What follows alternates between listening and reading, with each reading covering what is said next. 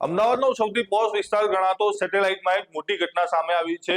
ઉત્તરાયણ પર્વ પર જ્યારે શહેર પતંગબાજીમાં મશગુલ હતું ત્યારે તસ્કરોએ માણેકબાગ સોસાયટીમાં એક મોટો હાથ ફેરો અજમાવ્યો છે। આ ઘટના બની છે માણેકબાગ સોસાયટીમાં રહેતા એક જાણીતા ડોક્ટરના ઘરે।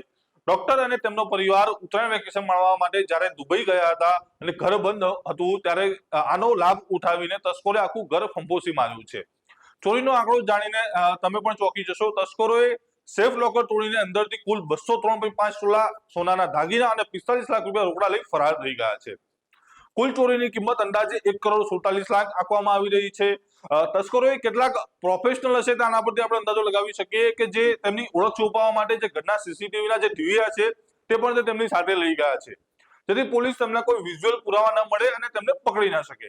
હાલમાં સેટેલાઇટ પોલીસે આ ડોક્ટરની ફરિયાદ લઈને તપાસ આગળ હાથ ધરી છે અને આસપાસના રસ્તાના સીસીટીવી ફૂટેજ ચેક કરવામાં આવી રહ્યા છે। હવે આમાં મહત્વની વાત અને જે ક્વેશ્ચન ઉભા થઈ રહ્યા છે કે આમાં કોઈ ઝાડબંધુ દ્વારા આ કરવામાં આવ્યું છે કે પછી કોઈ મોટી ગેંગનો હાથ છે આમાં, એ હવે આગળ તપાસનો વિષય છે। આવી જ વધુ અપડેટ મેળવવા માટે અમારી ચેનલ લલકા ન્યૂઝને લાઇક, શેર અને ફોલો કરવાનું ભૂલશો નહીં।